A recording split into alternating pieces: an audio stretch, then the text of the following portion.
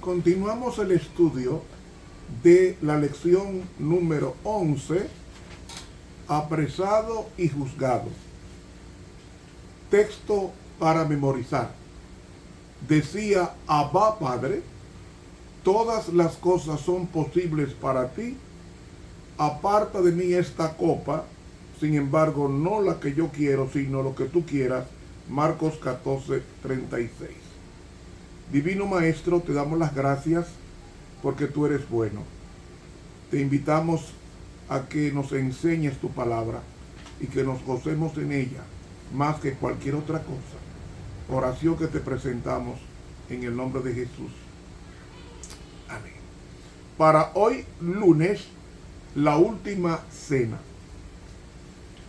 Marcos 14 nos dice, comenzando el versículo 22,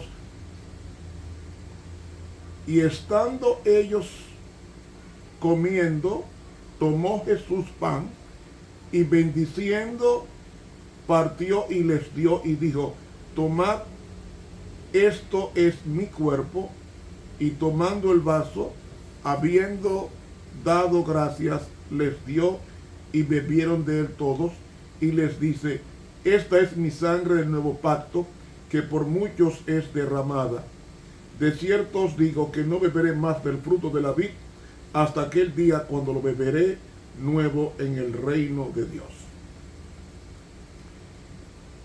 ¿Por qué Jesús tomó el jueves la cena pascual?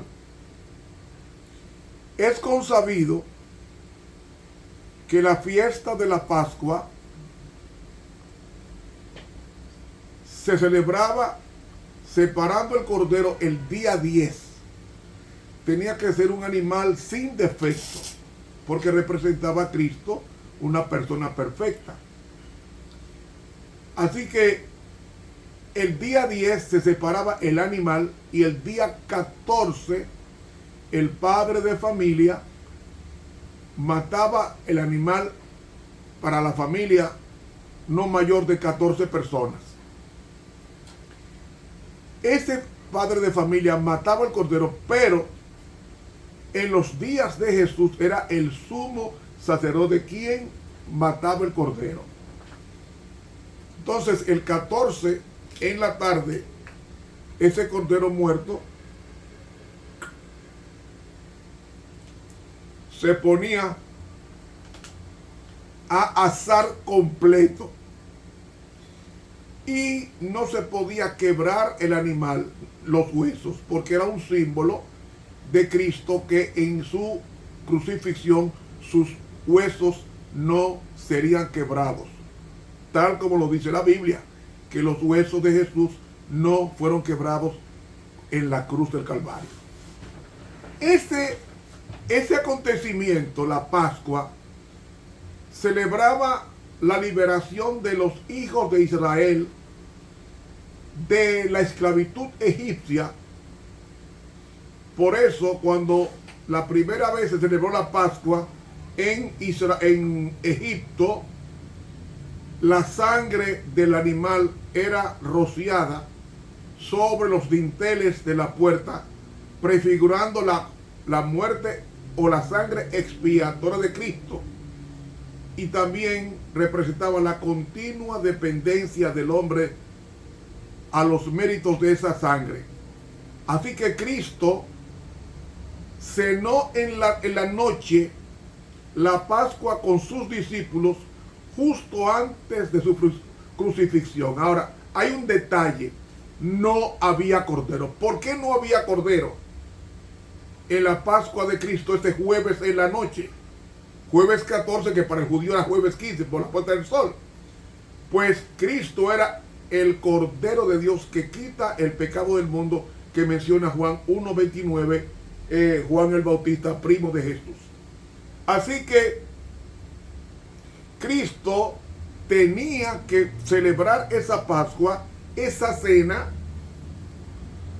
para presentarse en esa cuarta Pascua de su participación, esa cuarta Pascua para cumplir lo que dice que no beberá más de esto hasta que estemos aquel día cuando lo bebamos nuevo en el reino de Dios.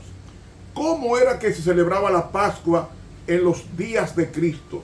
Un detalle que no está en el folleto de Escuela Sabática, y voy a decirlo cómo era que se hacía. Miren, en los días de Cristo se mataban 250 corderos. Entonces se reclinaban en torno a una mesa baja y cuadrada, se acomodaban en divanes, descansando sobre su brazo izquierdo, dejando sus manos derechas libres para comer el cordero que tenía que ser asado entero. Sobre la mesa había un tazón con agua salada, simbolizando las lágrimas y las aguas del Mar Rojo. Se ponía hierbas amargas, que eran lechuga, berro y rábano picante. Eso es en los días de Cristo, cómo era que se celebraba la Pascua. Se hacía una salsa espesa de manzanas, dátiles, granadas, nueces, llamado jaroset, que era símbolo de la arcilla en los ladrillos de Faraón en los días de Moisés. Luego se ponía vino suficiente para tomarse en 4 copas. La primera copa era el kiddush, que significaba santificación.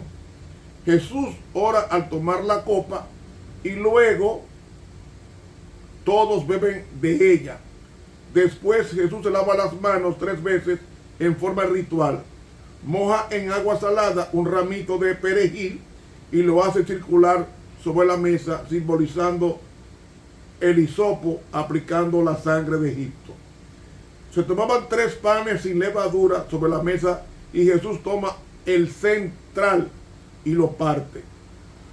Luego el grupo recita los salmos 113 y 114 de memoria. Después la segunda copa, que es la Hagadá, que significa proclamación. A continuación se lavan las manos para cenar. Comen pan untado de la salsa, luego se comen el cordero sin dejar nada o quitar o quemar el resto.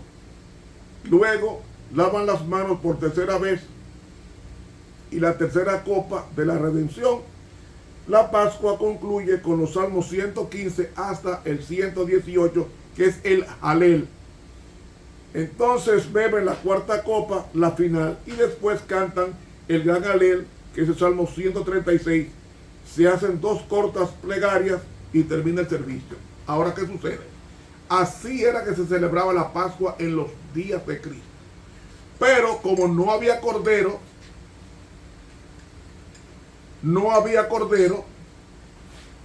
en la Pascua que Cristo celebró, en la última, la cuarta Pascua que él celebró, a la que asistió, no había cordero por 2 razones. Uno, él era el cordero que iba a ser sacrificado al día siguiente a las 9 de la mañana para morir a las 3 de la tarde. Por eso no podía haber en el ritual de la Pascua de Cristo presencial, no podía haber un cordero, porque él era el cordero. En los demás sí había cordero, pero en este no había cordero, porque Jesús es el Cordero de Dios que quita el pecado del mundo. De ahí que es bueno recordar que cuando Cristo instituye la Pascua, la cena, la última cena, la instituye como supletorio de la fiesta de Pascua, que iba a caducar con su muerte, porque esas fiestas rituales, que eran 7 fiestas anuales, iban a desaparecer cuando Cristo fuera clavado en la cruz y muriendo de ella, desaparecían todo el ritual. Por eso es que Cristo está sustituyendo la Pascua por lo que se conoce comúnmente como la Santa Cena. Como la Santa Cena. De ahí que Jesús anuncia una traición. Y la traición es la que dice el versículo, dice versículo 27, Jesús entonces les dice, todos seréis escandalizados en mí esta noche, porque escrito está, heriré al pastor que es Cristo, y serán las ovejas dispersadas que son los discípulos. Mas después que haya resucitado, iré delante de vosotros a Galilea. ¿Por qué a Galilea? Porque era ahí donde Jesús vivía. Y era ahí donde los discípulos permanecían con él. Y Pedro dice, mira, aunque todos te nieguen, yo no te voy a negar. Y Jesús le dice, mira, esta noche, antes de que el gallo haya cantado 2 veces, tú me vas a negar 3 veces. Pero él insistía en que no, en que no y en que no. Y mis hermanos, hay que tener cuidado. El ser humano le gusta prometer. Ninguna promesa, dice la Biblia, es mejor que no prometas, que prometas y no cumplas. Pedro aseguró que todos le iban a escandalizar menos él. Lo que Pedro, según la Biblia dice que Pedro fue quien dice el deseado de toda la gente, que fue Pedro quien mandó a los discípulos cuando iba a ser apresado Cristo que huyera. Fue Pedro que lo hizo, y al sugerir eso a los discípulos, todos huyeron y luego él huyó. Pedro era el mayor en edad y todos huyeron. Así que mis hermanos, cuando Cristo sale camino al Getsemaní, que es el estudio de mañana. ¿Por qué? Porque cuando Jesús salió cantando el Salmo 118. Pero ¿qué sucede? Cuando Jesús iba camino al Getsemaní, estaba cantando el Salmo 119, que es el salmo más largo de la Biblia, que trata sobre la ley de Dios. Y en un momento él hizo silencio. Cuando se aproximaba al jardín, Jesús hizo silencio y comenzó a sentir que el Padre se estaba separando de él y estaba sintiendo un vacío. ¿Por qué el Padre se estaba separando de él? Sencillamente porque el Padre estaba poniendo sobre Jesús todos los pecados de la humanidad. ¿Saben?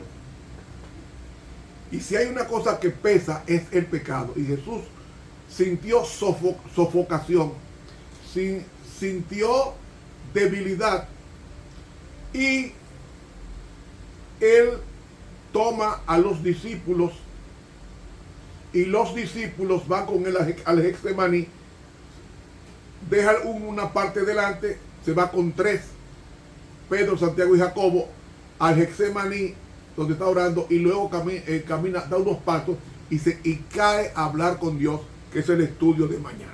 Así que continuaremos mañana este estudio, no sin antes subrayar, es mejor no prometer. Pedro le prometió fidelidad a Dios y cuando vino la crisis lo negó. Eso va a pasar y se va a repetir con la iglesia escatológica, la iglesia de estos días. Viene una crisis tan difícil, parecida a la de Jesús, tiempo de angustia cual nunca fue. Ahora, algunos van a negar al Señor y otros van a ser fieles a Dios, dependiendo de la relación. Si se llevaron del consejo que Dios le dio a Pedro, velad y orad. Velar implica estar atento a las profecías y orando, preparándose para esos acontecimientos. Nos vemos mañana, si lo permite. Estuvo con usted el profesor Ramón Romero.